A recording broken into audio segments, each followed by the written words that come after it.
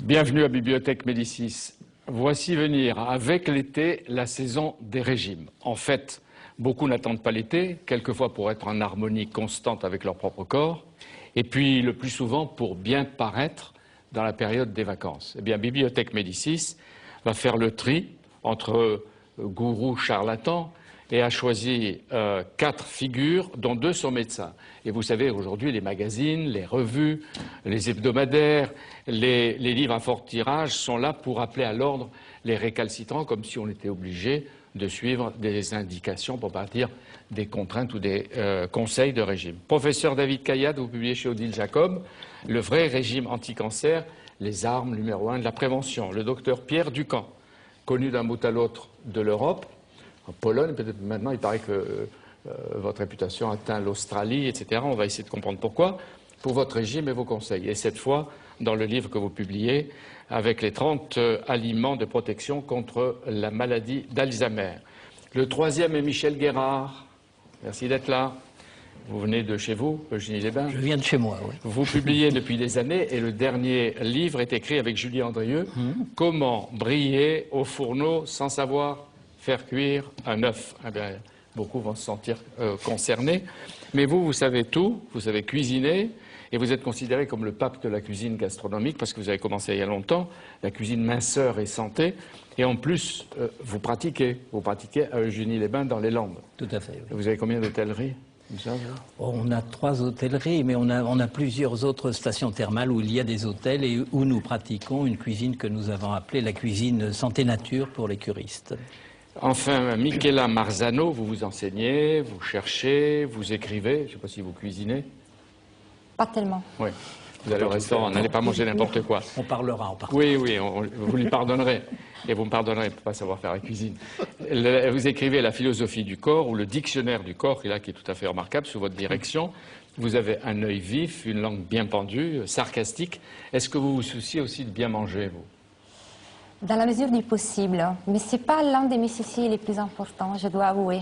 Mais pour être en accord avec votre propre corps, comme on dit. Oui, alors toujours faudrait-il comprendre qu'est-ce que signifie être en accord avec son propre corps. Disons que je mange parce qu'il faut manger, parce que parfois c'est aussi très agréable manger, mais je préfère peut-être d'autres activités.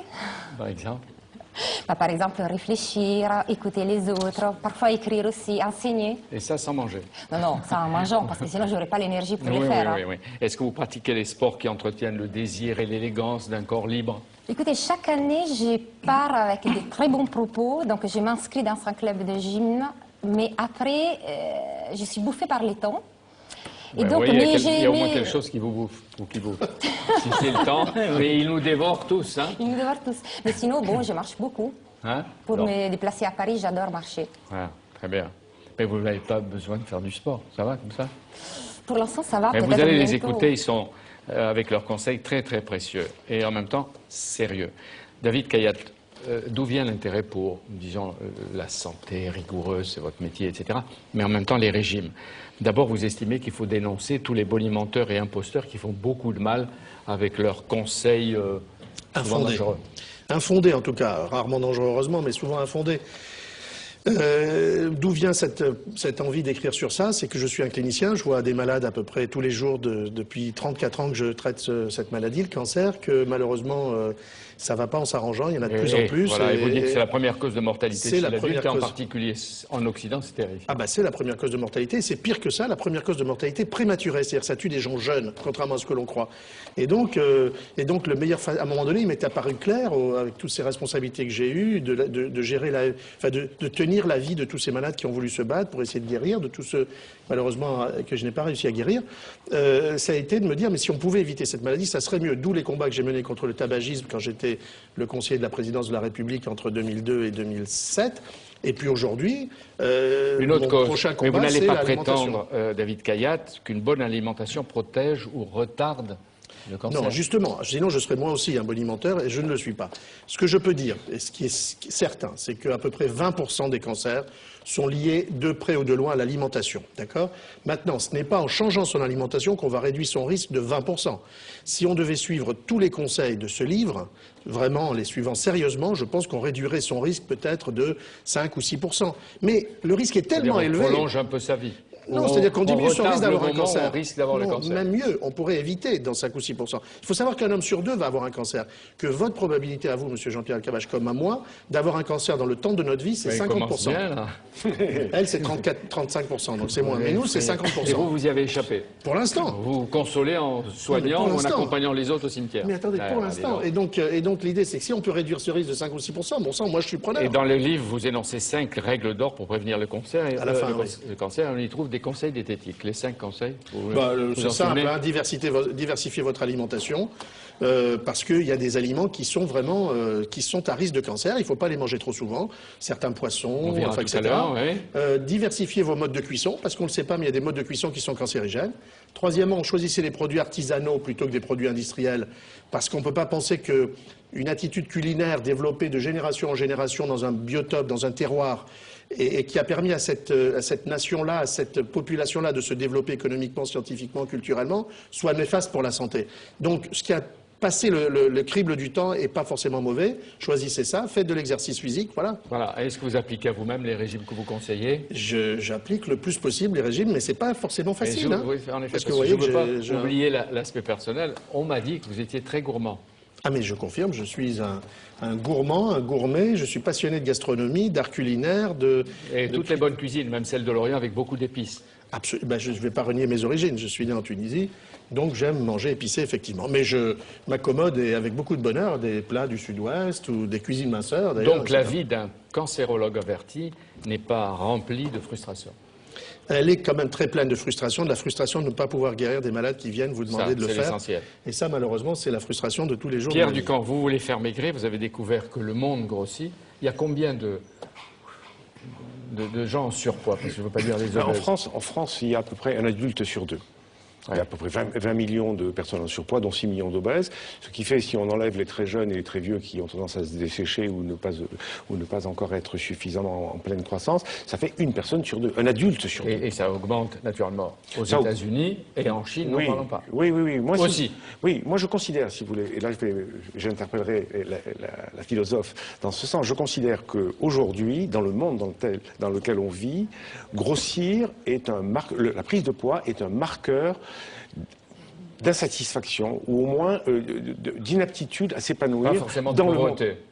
Non, pas du tout. Non, la volonté n'est pas la volonté n'est pas encore. Je pense que le bain dans lequel nous sommes. Pauvreté. De pauvreté, d'accord, excusez-moi. Oui. Non, est suffisamment stressant, la vie qu'on mène est stridente, elle est difficile, elle est harcelante, elle n'est pas suffisamment épanouissante, et le fait de grossir est un marqueur de cette incitation, parce que vous allez vers l'aliment pour vous réconforter, etc. C'est des bon, voilà. Donc, vous avez commencé, vous étiez généraliste, d'après ce que j'ai lu, à Montparnasse, vous aviez votre cabinet. J'étais étudiant, et justement, j'étais en spécialité de neurologie à Garches, dans un monde extrêmement douloureux, difficile, avec des enfants, des paraplégiques, etc. Et j'ai rencontré sur mon chemin un gros, sympathique, un éditeur de poésie, etc., avec lequel j'avais des liens très forts, et qui m'a dit, faites-moi maigrir. J'ai dit, mais je ne connais pas, je ne suis pas au fait, c'est pas ma spécialité, etc. Il m'a dit, écoutez, on a une empathie, vous me coachez bien dans différents domaines, essayez. J'habite la rue d'en face, donc je viendrai. Et il m'a ajouté une phrase sublime, qui a été l'origine de ma vie, ça a changé la trajectoire immédiate de ma vie. Il m'a dit, non, vous m'enlevez tout ce que vous voulez, mais pas la viande. Alors je lui ai dit, écoutez, pendant 5 jours, vous mangez de la viande, buvez beaucoup d'eau et revenez me voir dans 5 jours. Il est revenu, il me dit, ma balance ne marche pas et la fiche que j'ai perdue. Au départ, vous lui avez dit n'importe quoi et ça marchait. Non, je me suis dit, bon, c'est une prise. Là-dessus, j'ai quelque chose puisque là, je sais qu'il est partant. Moi, ce que je voulais, c'était sa conviction, sa motivation. Voilà, et puis après, donc vous avez commencé de manière artisanale, individuelle, expérimentale pure, accidentelle, voilà, tout à fait. Puis le bouche à oreille a joué, et vos conseils ont eu des effets et ont rapporté gros. Vous avez dû écrire, théoriser des livres, des sites. Vous avez un site que suit même le réalisateur de cette émission. Je vais le trahir, puisque il voulait presque que je le dise. Philippe Lallemand, il paraît qu'il a maigri de 16 kilos en quelque temps avec votre système régime Ducamp. Et il ne va pas les reprendre, ces 16 kilos? Eh bien, tout est là. Ce qui fait l'originalité, ce qui fait l'intérêt de ma méthode et pourquoi elle marche, c'est parce qu'elle est divisée en 4 phases. Il y en a 2 pour maigrir, 2 pour stabiliser. On en parle dans un instant, mais vous avez le sentiment de changer des vies. j'ai le sentiment d'avoir un ouvre-boîte que les autres n'ont pas eu jusqu'à présent. Et il faut ouvrir la boîte. Et j'apporte cet ouvre-boîte qui a été découvert comme ça dans des conditions. Mais je l'ai. Et c'est pas moi qui l'ai. Je l'ai en accord avec mes utilisateurs. Regardez-nous, on a l'air de boîte de conserve alors. Non, le problème était dans la boîte. Mais on n'arrivait pas à l'ouvrir. Vous avez trouvé la clé. Vous êtes l'initiateur incontesté d'une alimentation responsable. Qu'est-ce que ça veut dire, vu par vous? Écoutez, le maître de la les cuisine. choses se sont passées un peu de la même façon que le docteur Ducamp, c'est-à-dire que j'avais un petit restaurant à Paris, à Asnières, très exactement, le Pot-au-Feu, qui avait eu 2 étoiles Michelin, et je m'apprêtais à m'installer à Paris lorsque j'ai rencontré une dame qui est devenue la femme de ma vie, et que j'ai suivie là où elle était. Christine, elle dirigeait une station thermale à Eugénie-les-Bains, et pour la première fois, la station traitait... Mais vous n'avez pas appelé Pot-au-Feu Eugénie-les-Bains. Pardon?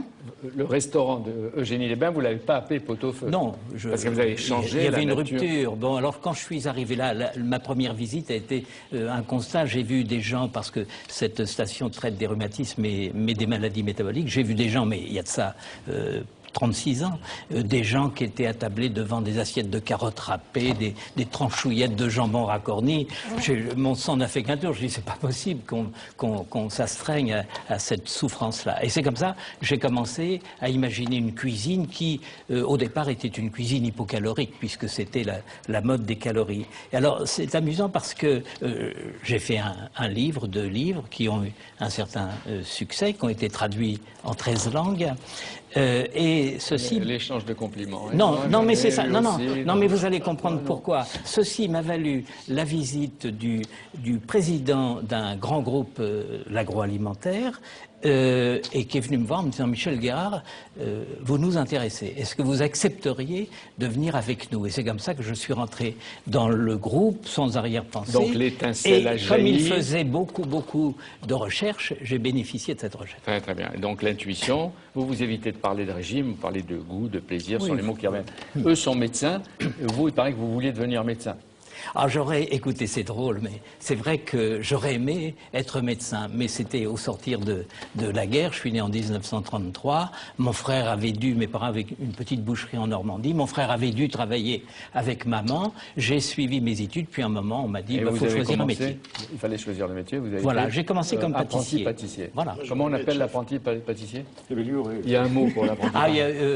Ce mot-là était prononcé par les cuisiniers dans les grandes brigades. Ils appelaient le pâtissier le gnôle, du nom de la planche sur laquelle on étale les pâtes. C'est très péjoratif. David Cadette, vous vouliez faire quoi, vous? Cuisinier? Mais Michel Guérard a influencé toute la cuisine française. Hein. Tous les grands chefs d'aujourd'hui ont été influencés par l'allègement des plats qu'a fait. Il les a tous inspirés. Certains sont passés chez lui, etc. Vous avez essaimé. Michela Marzano, quand on dit devant vous régime, il paraît que vous entendez supplice esthétique.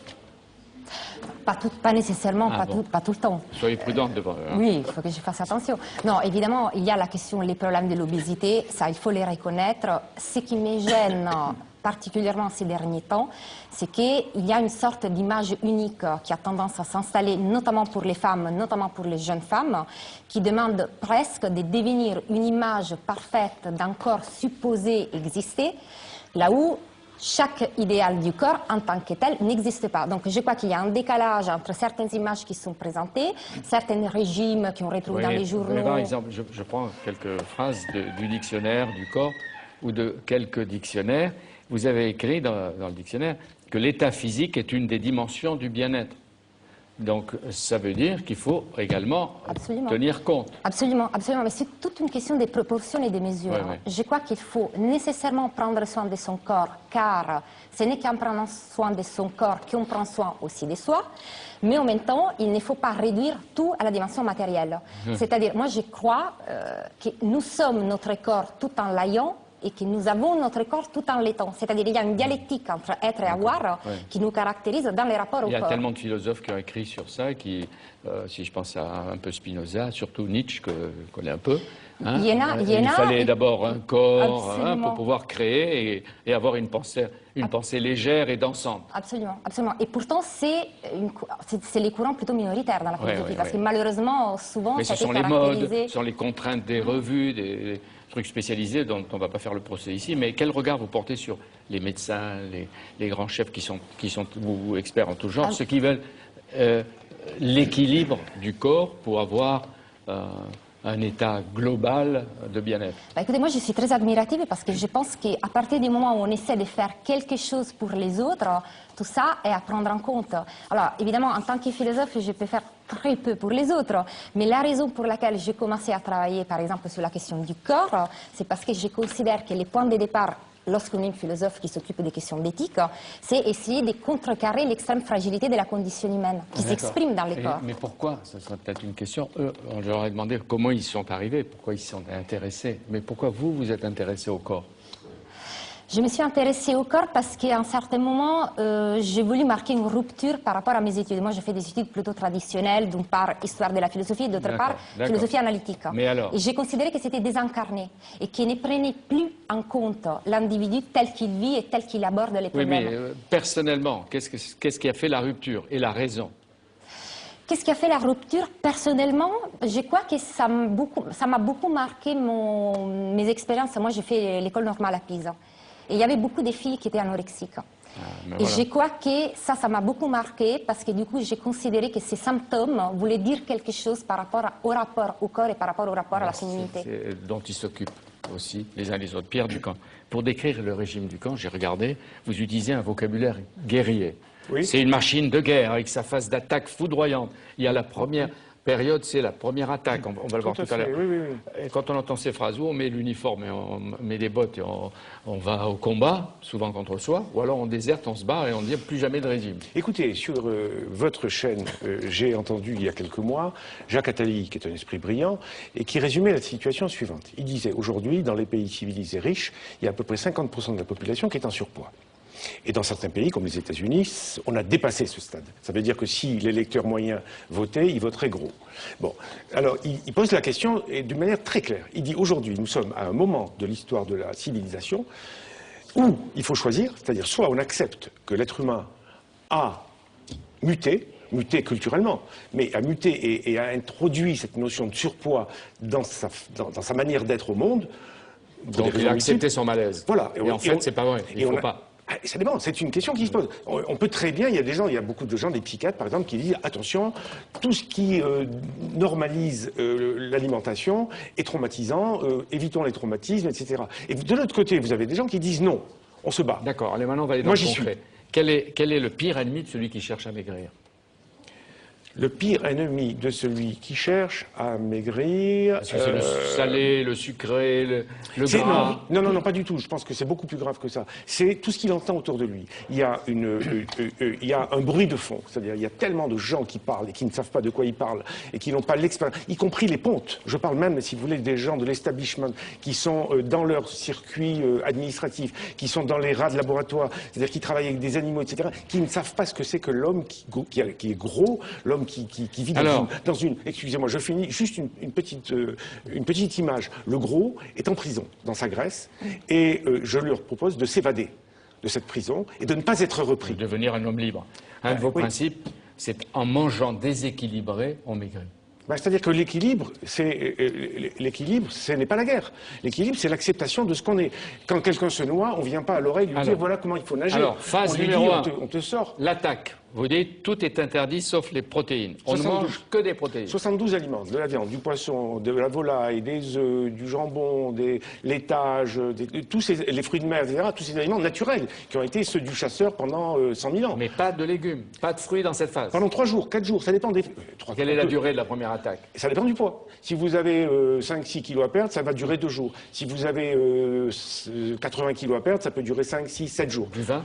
un peu? Non, non, pas de vin, du tout. Pas de vin, du tout. première phase, Non, pas non, de vin. non. Du Non. jambon, etc., etc. Non. Tous les poissons autorisés? Non. Tous, le saumon, les œufs. tout. Vous dites pas le jaune, les œufs. Non, je dis pas le jaune. Je dis pas le jaune quand on a du cholestérol. Sinon, Ouais, on peut en prendre. mais quand on l'a pas et qu'on mange trop de jaune, Non, on a du cholestérol. non, pas obligatoirement. Non. Non. Ah non, pas du tout. Non, Mais, Non, on a non, toujours parce qu'on dit- a les enzymes pour digérer. Voilà. Pour ne pas faire Ah, le bien sûr. cholestérol. Non, Le non. yaourt et les fromages? Tant qu'on veut. Tant qu'on Ce qui est magique, c'est le mot à volonté. Quand vous dites aux gens, voilà, vous n'avez pas tout, vous avez ça, mais ça, vous êtes chez vous. Vous êtes le roi dans votre petit 72 aliments. Mais si je veux, moi, passer à la première attaque, je suis végétarien, je suis fichu.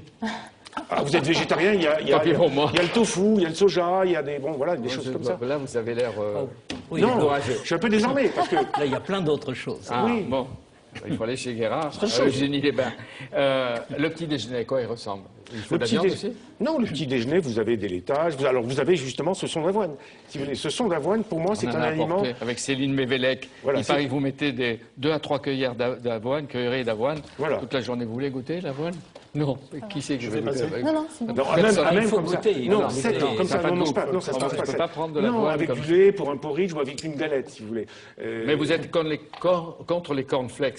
Ah oui, tout à fait, c'est un aliment alors, martyrisé si je qui prends- part. Ah Mais oui, ça, c'est alors. naturel. Ça, c'est Ça, naturel. c'est naturel.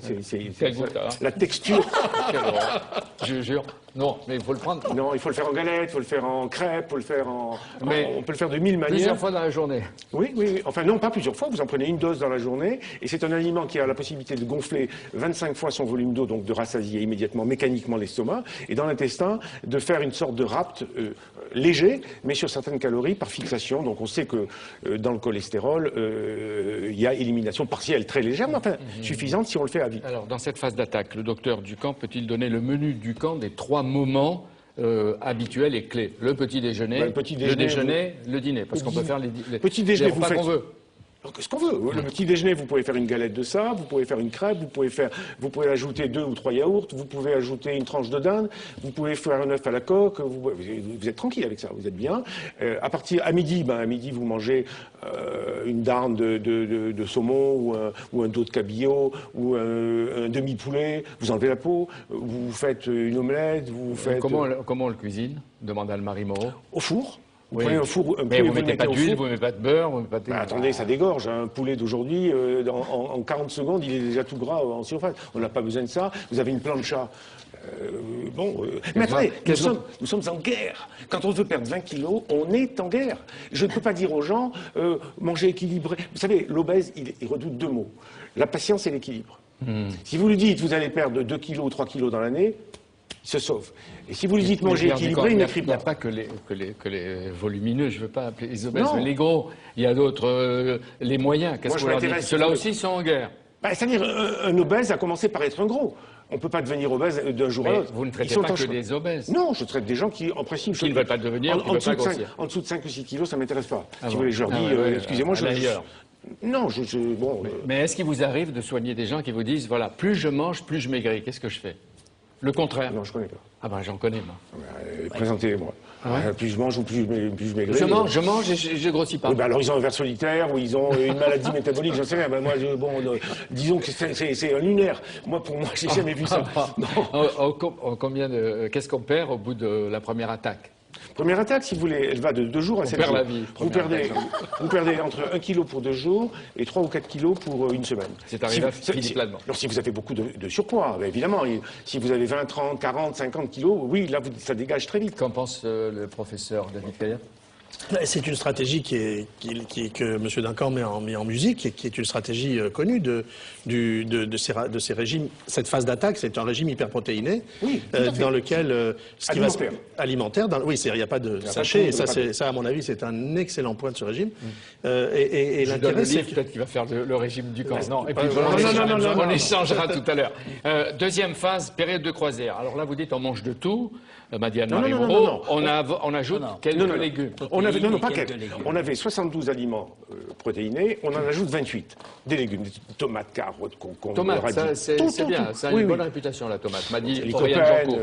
oui. très bon contre le cancer. Lui aussi. La prostate. Donc on se retrouve avec 100 aliments, et alors là, on avance à la vitesse d'1 kilo par semaine. C'est une perte de poids normale, équilibre, enfin pour des gens qui sont assez gros. Et on arrive à la Pas notion... d'artichaut. Plus ou moins, ça trop me dérange de carottes. pas. Moi je regarde. donne carottes, artichauts, ça me dérange pas. Tous ces légumes, à part les féculents, Tout est autorisé. Et dans les quantités qu'on veut. Si on veut manger 1 kilo de tomates, des belles tomates, cœur de bœuf, des choses comme ça, on peut se faire plaisir. On n'est pas dans la famine parce on échange de la qualité contre de la quantité. Donc, et sur quelle durée on apprécie un régime ou l'efficacité? 1 kilo par semaine, si vous voulez, plus les 2 premiers qui partent assez vite, ce qui fait qu'en l'espace de 8 semaines, plus la première semaine, on a perdu 10 kilos. C'est vrai, on l'écoute, on se dirait, on va commencer le régime. Écoutez, et avec des risques de rechute? Évidemment, monstrueuse. C'est pour ça qu'il y a deux phases qui suivent. Une phase de consolidation qui dure 10 jours par kilo perdu et qui est aussi codifiée que la première, dans laquelle on ajoute fruits, on ajoute du pain, 2 tranches de pain complet, on ajoute 40 grammes de fromage, n'importe lequel, on ajoute une portion de féculents par semaine, puis 250 grammes de pâtes, etc. Et un repas de gala. Il y a tous les conseils avec je montre à la caméra. Mais il y a déjà des indications. Et un repas de gala par semaine. Ça, c'est je ne sais pas maigrir. Monsieur El Kabbach, un repas de gala par semaine. De gala. Gala, ça veut dire une entrée libre, un foie gras, un plat libre, un cassoulet. Ça, c'est le jeudi. Non, le jeudi, c'est... Ah oui, retour c'est aux maigre. Voilà. C'est du camp maigre. Retour aux protéines, ça c'est la consolidation qui dure 10 jours par kilo perdu, et vous arrivez à la fin à la stabilisation définitive qui va durer toute la vie. Et ça je le dis à mes lecteurs, ça va durer toute la vie. À quelles conditions? À 3 conditions. Le jeudi protéines, l'abandon contractuel des ascenseurs, avec 20 minutes de marche par jour. Ça, c'est indispensable. Si vous faites pas ça, n'entrez pas dans mon système. Ah, oui. N'entrez pas dans mon système. Si vous êtes arrivé de dire à des gens dehors, je ne peux pas vous soigner. Non, dehors, je ne sais pas dire ça. Non. Mais allez voir ailleurs. Non, je leur dis, vous allez revenir me voir. Sinon, vous allez regrossir. Qu'est-ce qu'en pense Michel Guérard? J'ai lu avec beaucoup d'intérêt ce régime, ça m'a même donné quelques idées. En particulier, j'ai fait un pain à base de... Oui, qui est vraiment très intéressant. Avec de l'avoine, il faut qu'on se voit, Ça intéresse tellement de gens. En fait, tous les régimes, toute manifestation d'ordre sanitaire intéresse un cuisinier qui est un peu curieux comme je le suis. Donc à partir de ça, j'apprends. Et je me dis de quelle manière je peux traduire ça. Moi, finalement, je suis le poète dans l'histoire. Hein. J'ai quelques notes de musique, c'est à moi de faire une jolie chanson. Bien sûr, et je voudrais revenir sur ce que vous disiez tout à l'heure et que j'écoutais attentivement. Aujourd'hui, tout de même, d'une manière générale, et vous me reprenez si j'ai des bêtises, mais on est davantage dans... On n'est plus dans des mortalités de carence, mais dans des mortalités de dégénérescence. C'est fou. Et alors, pour revenir à la question que vous posiez, quel est l'ennemi du gros, je dirais c'est le marketing. Je suis d'accord. Parce que il y a des gens dont c'est le métier ce que dirait aussi de séduire à tout prix et à tout va. Oui. Moi, je voulais juste ajouter un petit mot, parce que tout à l'heure vous avez dit, et d'ailleurs j'étais très contente de vous l'entendre dire, vous allez libérer les gros de son corps qui deviennent une prison. Sauf que vous avez terminé votre discours en disant c'est un régime qu'il faut suivre à vie. Un jour par semaine. Oui, mais on passe d'une prison à une autre. J'ai presque les sentiments. Dès que j'entends à vie, j'ai un sentiment d'étouffement en disant mais donc finalement on ne sera jamais libre. Parce que si à vie il faut suivre. Qui ne donne pas la clé de la liberté de chaque jour. Écoutez-moi, si vous aviez par exemple un papa diabétique, vous comprendriez qu'il faut qu'il suive son régime à vie. Pourquoi vous ne voulez pas l'attribuer, si vous voulez, à un gros, à un obèse qui est... Alors je vais vous dire, vous réduisez les 5 premiers kilos d'un obèse, immédiatement ça retentit sur son diabète, sur sa glycémie. Oui. Immédiatement ça retentit sur son hypertension artérielle. J'ai aucune objection sur les fonds, c'était juste l'effet... Non mais c'était juste l'image, c'était la Oui, c'est une avocate de la liberté. Non, mais je comprends, mais le gros qui s'est évadé de sa prison... La question est très intéressante. En fait, on est en train de parler comme si les choses étaient statifiées une fois pour toutes. Bloqué dans le béton. Et c'est là le grand problème de l'alimentation aujourd'hui. C'est qu'il y a des habitudes. D'abord, il y a des habitudes de goût. Il n'y a pas d'histoire de la cuisine qui ne soit pas d'abord une histoire d'habitude de goût. Bon, chaque peuple, vous ne ferez pas manger à un Chinois un plat préparé à base de crème. De même que nous, on aura beaucoup de difficultés à s'émerveiller devant une méduse gélatinée, etc. Donc ça, c'est important. Mais ce qui est aussi le plus important, et c'est le constat que j'ai fait, j'ai lu beaucoup de rapports, émanant du ministère de la Santé, de fondations, de choses comme ça. Et qu'est-ce qu'on dit ? Eh bien, on parle d'alimentation. Et qui parle d'alimentation? Ce sont des philosophes, ce sont des comportementalistes, ce sont des anthropologues, enfin, etc. Mais jamais, ou très rarement, j'ai lu le mot cuisine. Or, La cuisine, c'est le perfectionnement de l'alimentation. Je suis pas trop d'accord. Le nombre de livres sur les recettes et les cuisines, ça bat tous les records. Ça bat la philosophie, ça bat l'entreprise. Je parle des et aux rapports. États-Unis, n'en parlons je pas. parle des rapports Les officiels. guides bidons des nutritionnistes. Alors là, Non, mais je parle des livres de cuisine. Ah oui, oui, ah oui, là ça, on est bien d'accord. Moi je parle des rapports officiels. Ce qui m'a amené à proposer à Madame Bachelot la mise en place d'un institut de formation en cuisine de santé, de façon à ce que, et au niveau de l'éducation nationale, on revoit complètement la manière d'enseigner la cuisine. d'abord l'enseigner et de la pratiquer. Et là, on changerait beaucoup de choses et on répondrait à ce que... Monsieur Ducamp, à ce est-ce que vous qu'il soulevez, faut, votre interrogation. me demande Anne-Marie et Oriane, la petite oreillette, Oui. pour suivre le régime, avoir un médecin à ses côtés? C'est mieux, c'est beaucoup mieux. Mieux. Oui, c'est mieux, bien sûr, parce que on peut très bien avoir un problème thyroïdien, on peut avoir un problème cardiaque, on peut avoir un problème rénal. C'est mieux d'avoir à ses côtés un vrai médecin Alors, généraliste. Je Oui, dirais bien tout à l'heure sûr. ce que vous conseillez, les 30 meilleurs aliments de prévention de la maladie Alzheimer, je les verrai tout à l'heure. Là, je veux écouter David Kayat. Je réagir juste sur quel est le pire ennemi du gros. Et moi, je ne suis pas gros, mais j'ai de l'embonpoint par rapport à l'index de masse corporelle. Mais je pourrais écrire un livre comment perdre 250 kilos, parce que c'est l'histoire de ma vie. Je veux dire, je fais des régimes, j'ai repris, etc. Parce que le plus grand ennemi pour moi, c'est ma mère. Je veux dire, c'est que quand j'étais enfant, elle me disait pas si je finissais pas un plat qu'elle m'avait préparé. Elle me disait pas tu n'aimes pas. Elle me disait tu m'aimes pas. Donc j'avais une espèce d'obligation morale affective. C'est une culture que Monsieur Ducamp connaît aussi. Oui, Moi très aussi. bien. Et donc, si vous voulez, c'est des choses qui se... Non, je veux dire rigolant, Vous n'allez pas tuer votre mère quand même. Jamais. Voilà, ne dites pas de mal de ma mère dans une émission. Mais quand vous êtes tout seul dans sûr, un mais je veux dire, restaurant, c'est le passé, quand c'est vous notre demandez passé. par exemple, vous aimez tous les plats, tous les grands restaurants, les Guy Savoy, Les petits aussi. les petits, les grands, vous avez des amis que je connais, etc. Et même dans les restaurants chinois ou dans les restaurants où vous prenez des couscous ou le tunisien, avant d'arriver, il paraît que vous téléphonez pour dire je veux tel piment. Et il le prépare spécialement pour vous. Non, mais parce que il s'avère que C'est du raffinement. les gens savent que je respecte énormément les chefs, les cuisiniers, hein, que ce soit des grands ou des petits. Moi, je fais pas tellement de différence, je dois dire la vérité, parce que c'est des gens qui donnent du plaisir en travaillant durement.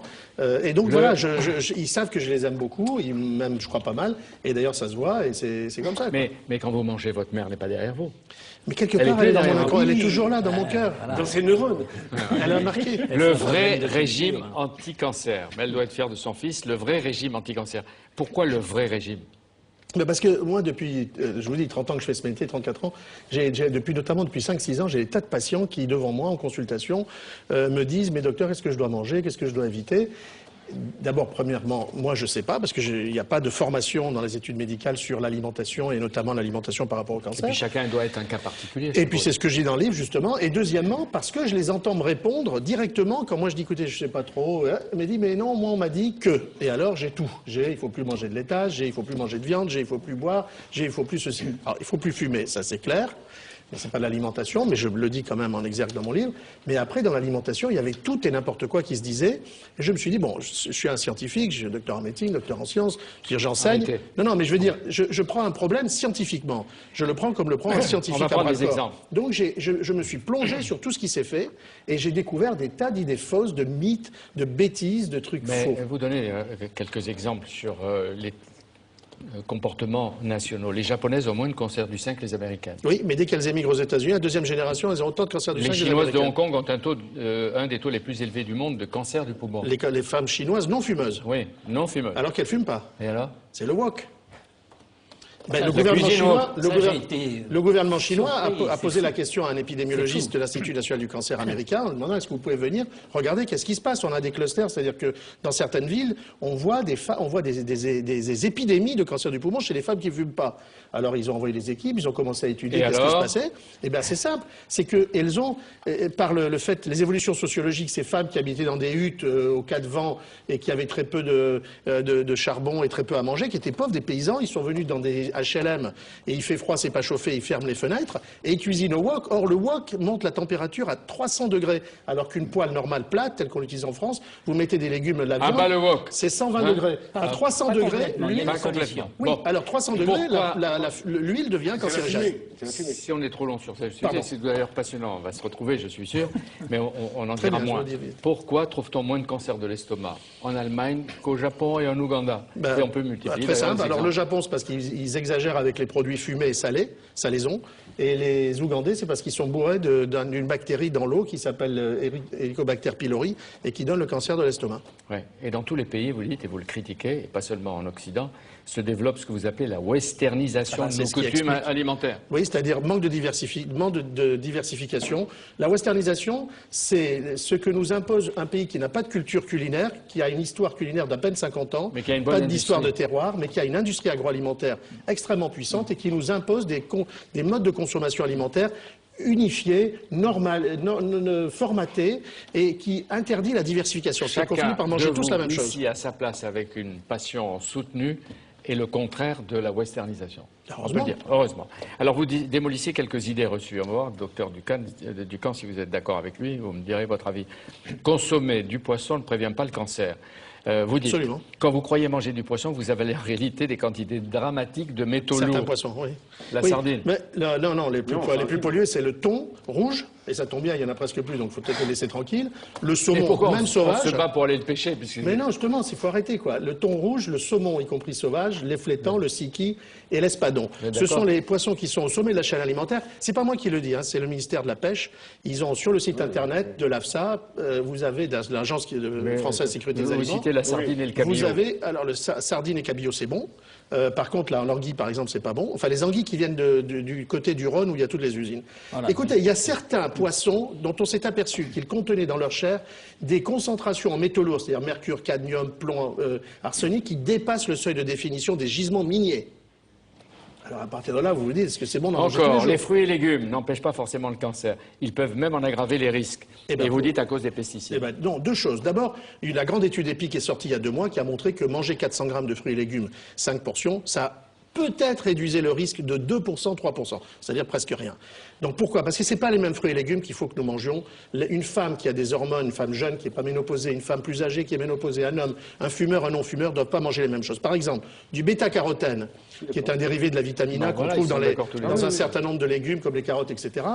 Un fumeur qui consomme beaucoup de bêta-carotène multiplie par 3 son risque de cancer du poumon. Mais par contre, un non-fumeur, ça ne lui fait rien. Ça a été prouvé. Mais prenez par exemple la vitamine E qu'on trouve dans l'huile de poisson. Il y a une étude magnifique aux États-Unis sur 30 000 volontaires qui vient d'être interrompue, l'étude SELECT, parce que les hommes qui prenaient de la vitamine E avaient 40% de cancer de prostate en plus. La France consommait en 2007 46 grammes de viande rouge par jour et par personne. La viande rouge augmente-t-elle le risque du cancer du côlon ? Alors ça, c'est vraiment le mythe. La viande rouge n'augmente pas. Allez, battez-vous. Non seulement je ne me bats pas. Encore une fois, je suis végétarien. Non, mais attendez, moi c'est le cœur de mon régime, si vous voulez. Les produits carnés, la viande, le poisson, etc. Tout ça, moi je suis tout à fait pour. Et si vous voulez, moi j'en invoque les origines. C'est-à-dire que le chasseur-cueilleur qui a vécu 100 000 ans, il a vécu de la chasse et de la cueillette. Donc, je vais vous donner un truc très simple. Hein. Toutes les études sur les végétariens, puisque vous en êtes, et sur les adventistes du 7e jour, qui sont une église chrétienne extrêmement rigide sur le plan de l'alimentation, très végétarien et sans alcool, il y a autant de cancer du côlon chez eux que chez les mangeurs de viande. Alors peut se poser la question des hyper-mangeurs de viande.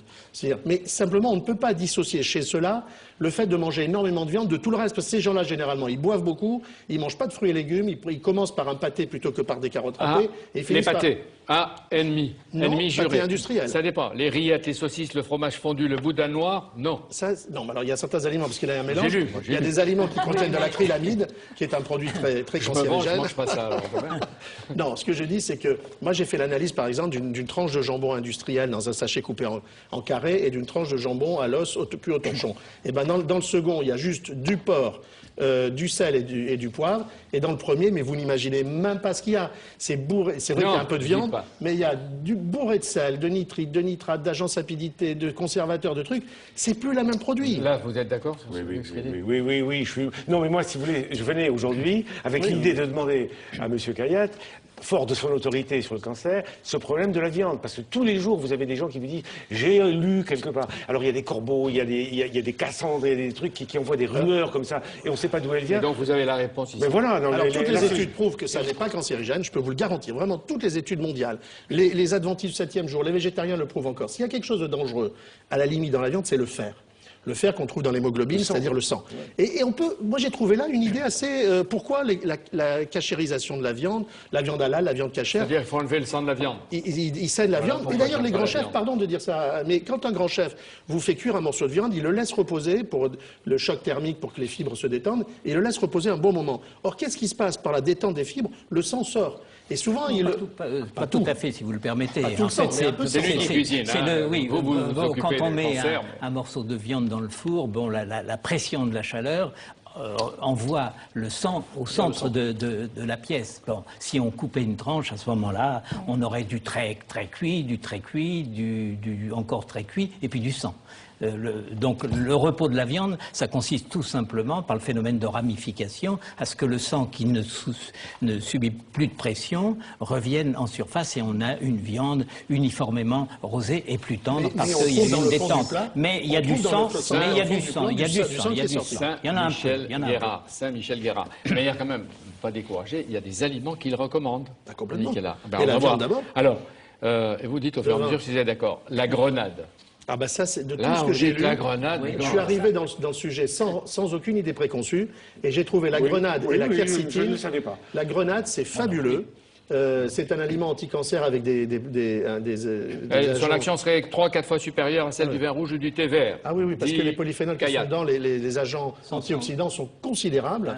Et maintenant, c'est testé aux États-Unis, à l'Institut national du cancer aux États-Unis, comme traitement du cancer en ce moment. Donc c'est préventif à l'égard du cancer. Extrêmement préventif. Le curcuma, alors ça, je ne sais pas ce que c'est. Ça, tout le monde est d'accord. Ça, on est tous d'accord. Tout le monde est d'accord. C'est bon. Où on trouve du curcuma? Regardez. Dans le curry. Au marché. Dans le curry. Dans le curry. Dans le curry. Au marché. C'est le poivre jaune. Ah bon, d'accord. C'est tout ça. En plus, c'est un colorant, c'est très joli. Le thé vert. Bah, ça aussi, c'est très connu, le thé vert. Et c'est pas faux. On le dit, mais c'est pas faux. Il y a un antioxydant dedans qui est très puissant. Et on traite certains lymphomes cutanés, c'est-à-dire des cancers des globules blancs qui sont dans la peau, avec, en ce moment, il y a des tests pour tester ça. Il faut être en même temps positif. L'ail et l'oignon. L'ail et s'il l'oignon n'est pas sont écrasé ou coupé en petits morceaux. Ah bah parce que ce qui est intéressant dans l'ail ne peut sortir de l'ail que si la peau de l'ail a été abîmée, coupée. Donc soit vous épluchez l'ail, soit vous l'écrasez, mais si vous prenez un ail entier, l'effet bénéfique sur le cancer de l'estomac ne se retrouvera pas. Vous cuisinez, vous? Oui. Ah, vous savez. Oui. J'adore cuisiner. Ah ouais.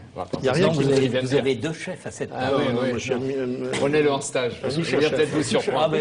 Mais j'ai quelques amis comme ça qui viennent en stage. Et David Caillat en stage dans le régime Pierre Ducamp, il arriverait à la dernière phase.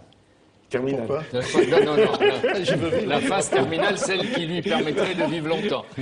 Bon, et je cite encore les éléments positifs. Pas que longtemps, c'est bien aussi. Les fibres alimentaires présentes dans les fruits, les fibres alimentaires. Pour deux raisons, ça remplit l'estomac et donc on mange moins. Or, on sait que l'embonpoint est un risque de cancer certifié.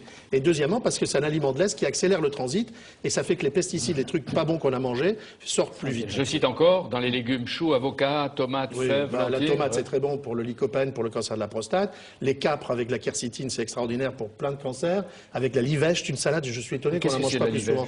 Ça s'appelle le céleri perpétuel. Voilà. C'est une salade extraordinairement bonne en plus, très amère, et qu'on ne consomme pas assez en France, et qui contient la quercétine, qui est un agent anticancéreux magnifique. On trouve dans l'ail aussi, non? La quercétine, on le trouve. L'oignon. On le trouve surtout dans la livèche, dans les capres, dans le cacao et dans les piments jaunes forts, qu'on n'a pas beaucoup en France. Et j'ai entendu dire que le pourpier était quelque chose de très intéressant pour le diabète. Pour le diabète, je crois, oui. Il paraît que c'est les amandes.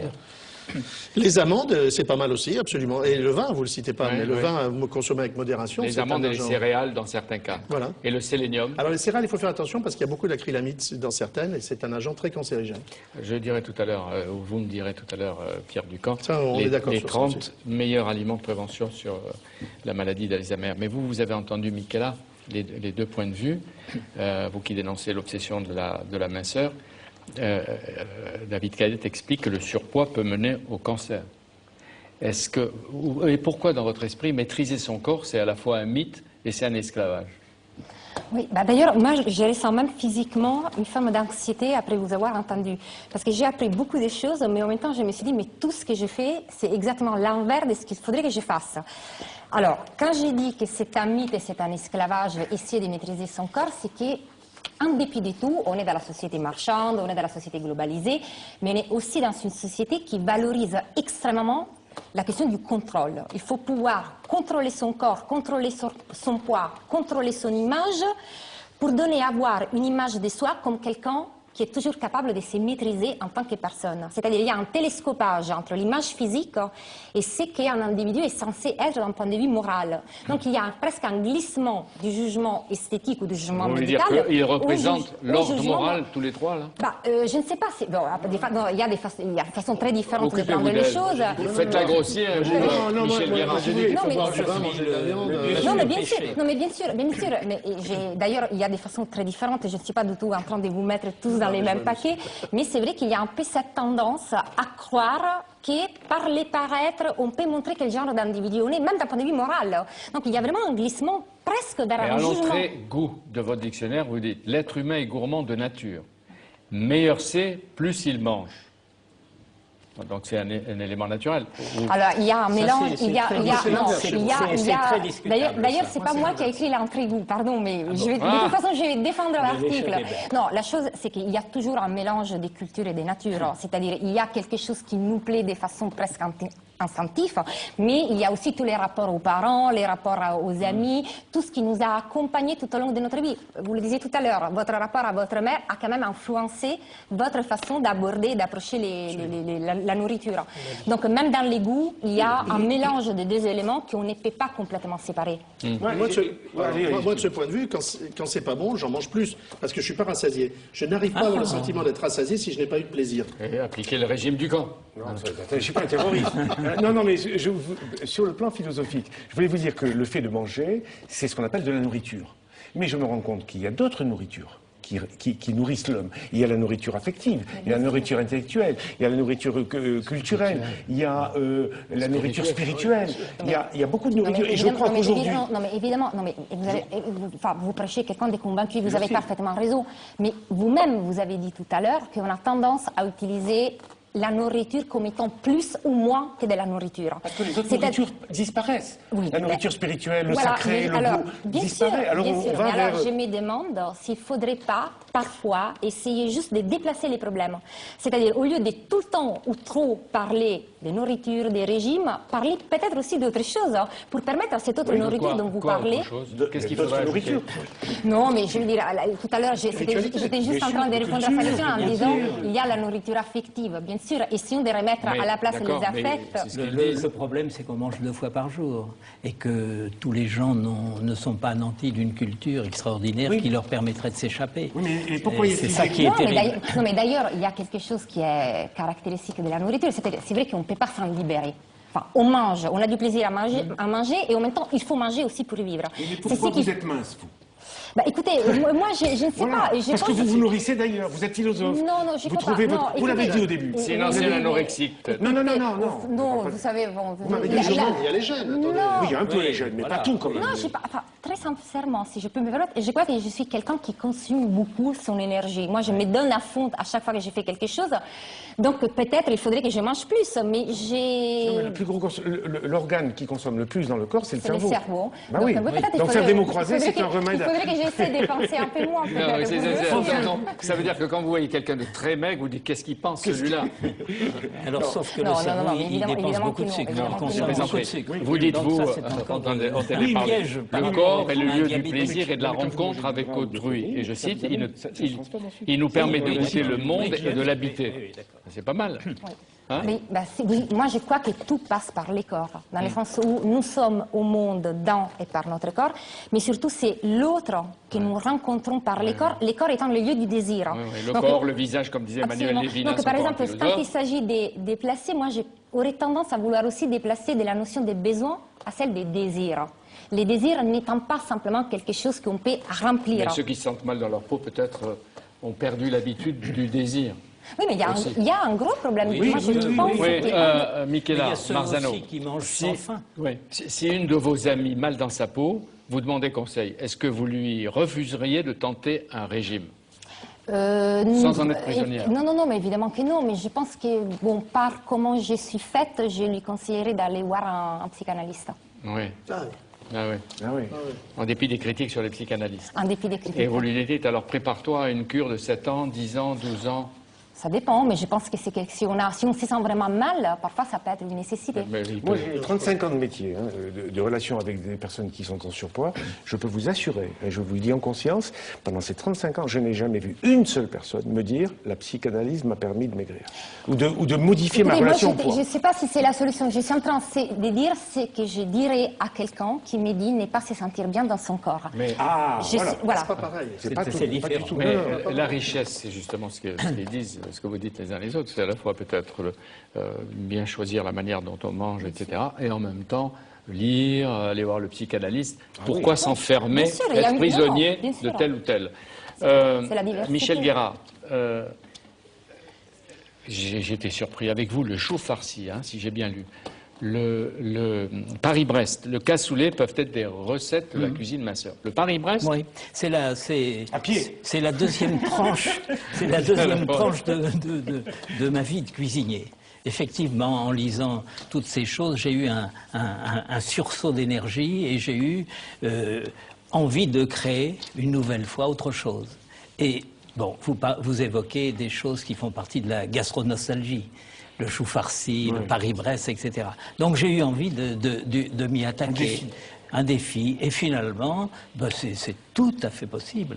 À Qu'est-ce tel qu'on- point qu'est-ce qu'on même trouve que des fois c'est meilleur. qu'est-ce qu'on trouve dans vos recettes? Mais on trouve, bon, vous parlez du chou farci, bien évidemment, il n'y a pas de gras dans le chou farci. Dans le cassoulet, il n'y a pas de gras non plus. Comment remplacer une saucisse? J'ai remplacé la saucisse avec un mélange savant de blanc de poulet et de cèpes qui sont très parfumés. Donc par là, vous exemple. libérez votre imagination. Oui, hein, ouais. mais Mais- je crois que c'est ça la cuisine Ouais, ouais. de demain. Ce que j'évoquais, je tentais de dire tout à l'heure. Il faut se sortir de plusieurs siècles d'habitudes, de réflexes et en acquérir de nouveaux. Mais c'est à vous, Ça, c'est l'avenir. à vous la responsabilité, vous tous, Bien de le faire. sûr, bien sûr, mais c'est une j'ai- responsabilité qu'on partage. Céline Mévélec, collaboratrice, etc., dit que chez vous, les herbes sont partout, les épices aussi. Oui, oui, parce que d'abord parce que j'aime ça, mais ensuite on a nos jardins, on est entouré d'herbes, donc les herbes, les épices permettent de diminuer le taux de sel, par exemple. Parce que le problème du cuisinier tel qu'il a été éduqué aujourd'hui, c'est un homme chaleureux, vous le savez, généreux, et qui n'est pas tellement comptable, donc qui sombre rapidement dans les excès, excès de sel, excès de sucre, excès de gras, excès de cuisson, on l'évoquait tout à l'heure. Donc c'est des nouveaux réflexes à acquérir et qui seront, à mon avis, très très salutaires par vous. à la santé de demain. Michel Guérard, justement, quelle recette pour améliorer la santé publique? Qu'est-ce qu'il faudrait faire? Ben, il faut revoir complètement le système d'éducation, je veux dire apprendre aux cuisiniers à cuisiner autrement, parce qu'aujourd'hui, les cuisiniers apprennent à cuisiner comme il y a 60 ans, à quelques rares exceptions près. C'est quand même stupéfiant. Donc, il faut totalement changer cette manière d'instruire la cuisine et d'intégrer progressivement ce qui Mais il y a pourrait se toute faire une de mieux en matière génération de qui santé. suit ce que vous avez conseillé. Et oui. Et je Et voudrais les jeunes ajouter- sont très demandeurs. Oui, oui, oui. Les Il jeunes faudrait cuisiniers. ajouter, améliorer la cuisine dans les collectivités, à l'école, Oui. dans les administrations, dans les hôpitaux, Oui. où on mange si mal. Oui, alors, il sait ce que c'est, alors ça David c'est Kayat. vrai. Et là, où tellement de choses vous se jouent. vous me disiez, docteur Ducamp, quand nous nous sommes rencontrés tout à l'heure, vous avez dit oui, vous êtes formidable, mais vos recettes sont impraticables. Et c'est vrai, parce que on fait des recettes un peu compliquées et qui ne sont pas adaptées à la collectivité. C'est ce que je suis en train ben voilà. de réfléchir, Le repas de de façon, midi, de façon à ce que Vous savez ce que vous l'hôpital devriez faire, est- c'est vous rencontrer et prolonger après à- la oui, mais conversation. tout à fait. En Et tout dans cas, c'est- quelques c'est- mois, on se retrouvera pour voir les Avec effets de plaisir. vos conversations. Mais j'ai dit, le palmarès et les classements des 30 meilleurs aliments de prévention de la maladie d'Alzheimer, je les cite très vite, hein, on tourne dans les pages. La mangue, la tomate, David Kayat, le chou blanc, la choucroute, le vin, le foie de veau, l'œuf, le germe de Ils miel. sont explicités. Ils sont expliqués. Oui, Le oui, bien thon, sûr. l'huile de lin, le soja, l'ail, l'amande, la noisette, l'abricot, le poivron, l'épinard, le melon, le brocoli, l'orange, l'huître, le yaourt, la fraise. Oui, j'ai essayé de les classer en fonction de leur rapport important. La mangue, par exemple, c'est le fruit qui contient le plus de vitamine A, de vitamine C, de vitamine E ensemble. C'est une petite bombe vitaminée. Donc bon, et en plus ça a un très bon goût. Si on l'a pas, bon, donc ça a beaucoup d'intérêt, d'avantages sur ces. Parce que l'Alzheimer, si vous voulez, il est comme tout le monde. Si vous voulez, il s'use plus vite parce qu'il s'use dans son cerveau, mais dans ses membranes. Prévention, oui, bien entendu, on parle de prévention sur des 20 ans, 30 ans. Et justement, dans tous les domaines, y compris dans le cancer, vous le recommandez, parce qu'il ne faut pas l'oublier au moment où on part, la recommandation, ou une des recommandations principales, c'est l'exercice physique. Complètement. On sait aujourd'hui sur le cancer que l'embonpoint qui vient d'un déséquilibre entre les calories qu'on a absorbées et les calories qu'on a dépensées, donc l'exercice, est un facteur de risque du cancer, et plus encore chez les cancéreux, chez ceux qui ont un cancer ou qui l'ont eu, c'est un facteur qui augmente le risque de rechute. Donc l'idée que... Et alors on le voit parce que comme les malades qui ont eu un cancer ont peur de l'amaigrissement parce que ça va avec l'image du cancer, dès que ça va un peu mieux, ils commencent à manger beaucoup et ils grossissent. Et là, pour se rassurer. Et donc là, il faut vraiment, ça c'est maintenant une ligne qui est parfaitement claire pour tous les cancérologues dans le monde entier, c'est une fois que le cancer on a fini de le traiter, il faut vraiment veiller à ce que les patientes, surtout les patientes, gardent un poids stable. Donc vous confirmez le fait que le surpoids est un facteur de risque. Il y a une rubrique qu'on n'a pas évoquée, puisqu'on parle de cancer, on aurait pu parler de vieillissement, c'est la dénutrition. Oui, mais ça, on en parlera une autre fois. C'est très intéressant. On retient ça, Michel Guérard. malnutrition. Et vous savez pourquoi vous m'avez intéressé les uns les autres? D'abord parce que ce que vous dites est tout à fait passionnant, rigoureux, sans nous emprisonner dans de nouveaux esclavages. C'est qu'aucun d'eux vous ne laisse entendre qu'en suivant vos conseils, ou ces conseils, on peut atteindre l'immortalité. On dit Toulouse, là, ce serait... Mais il y en a beaucoup qui nous racontent qu'ils peuvent prolonger la vie. Mais vous dites, David Caillatte, adapter notre façon de nous nourrir ne peut en aucune façon changer notre destin, mais il peut au moins l'améliorer. Absolument. Voilà. Il y a deux conseils que vous donnez, mais qui peuvent s'appliquer. Vous dites le bon sens, et en vous écoutant, je me dis, c'est vrai, bon sens. Et deuxièmement, le deuxième message, c'est d'être critique. Que ça veut Toujours. dire soyez critique. Mais parce que vous lisez n'importe quoi dans la presse, dans les livres qui sortent, et il faut arrêter de croire comme ça naïvement tout ce qu'on vous dit, demander des preuves. Donc on peut être critique à votre égard. Mais complètement. Tout mon livre est écrit au conditionnel. Oui, et j'ai dit une phrase très importante au début ou à la fin, je ne sais plus. J'ai dit, vous savez, la science d'aujourd'hui n'est pas la science de demain. Ce que je dis aujourd'hui, peut-être la science de demain le niera. Si je suis encore là, je réécrirai un livre. Mais avant Galilée, on pensait que c'était le soleil qui tournait autour de la Terre. Et un jour, on a su que c'était le contraire. Je corrobore ce que dit, parce que j'ai deux enfants, un Sacha et une Maya, et je leur ai appris avec moi à décrypter la publicité. C'est-à-dire que j'utilise la publicité en leur disant cherche ce qui ne va pas dans cette pub, qu'est-ce qu'on essaye de te faire passer, et mets en place ton esprit critique. Ça fait plaisir à Michela. C'est très très important. Et ils ont appris très jeunes, et je crois qu'aujourd'hui ils ont un organe, si vous voulez, un œil critique sur beaucoup de choses. Mais ça veut dire que vous faites attention aux publicités que vous faites vous-même sur votre propre régime? Honnêtement, je ne fais pas de publicité personnelle. J'ai cette immodestie de penser que c'est nous qui faisons votre propre publicité. Tout ce que j'ai fait, quand j'ai dit nous, non, tout ce que j'ai fait, le travail que j'ai fait, je l'ai fait en interaction directe avec mon public. Vous appelez les uns les autres les patients ou des clients? Oh, c'est des mots, ça, patient. Des amis. Ouais, moi, je suis souvent en retard. Je suis des patients, mais en même temps, le mot patience, je sais qu'on en a beaucoup discuté avec Jacques Chirac à l'époque, c'est pas un bon mot pour décrire un malade, parce que s'il y a bien quelque chose qui caractérise un malade, c'est l'impatience. Surtout le groupe. Et donc, ce sont des malades. Moi, je ne soigne que des gens atteints de cancer. Donc moi, ce sont des malades et ce sont des combats. Je voudrais ajouter un mot en ce qui concerne la critique. Je suis le seul ici à l'accepter 2 fois par jour. Oui, c'est dommage, c'est pas aussi petit déjeuner. 20 fois par jour. En tout cas, en annexe à vos ça se traduit par il y a les conseils, les listes d'aliments positifs et utiles. C'est dommage qu'on ne puisse pas les lire, mais enfin les dire, mais on peut en tout cas les lire. Une question vite avant que j'oublie. Vos régimes sont chers? Non.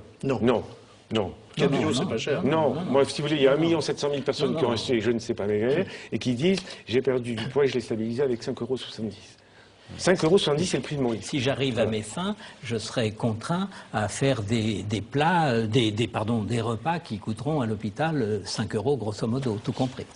Merci. Vous avoir écouté nous a donné faim. J'ai plus de n'importe quoi.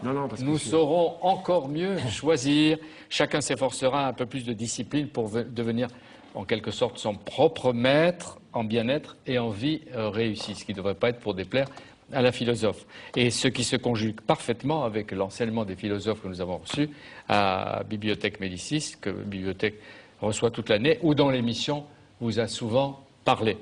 Vous souhaite un bon appétit. Philippe Lallemand, Anne-Marie Moreau, Rianne Jancourt, Céline Mévelec et Anna Markovic, qui ont beaucoup travaillé avec moi. Un bon appétit et naturellement bien du plaisir.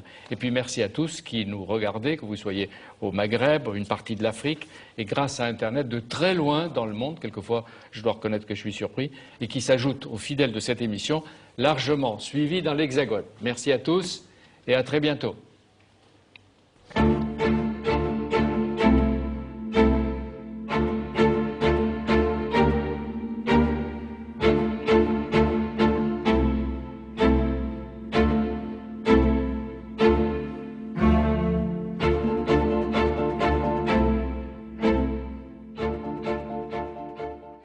En communication politique, on ne cesse d'innover, parfois avec succès, parfois un peu moins. Pour les 10 ans de Public Sénat, nous vous proposons de revenir sur tout ce qui a changé ces 10 dernières années en matière de communication politique. Quelles sont les innovations marquantes et quelles sont leurs conséquences? Bref, nous déshabillons en tout bien, tout honneur les précurseurs de la communication politique.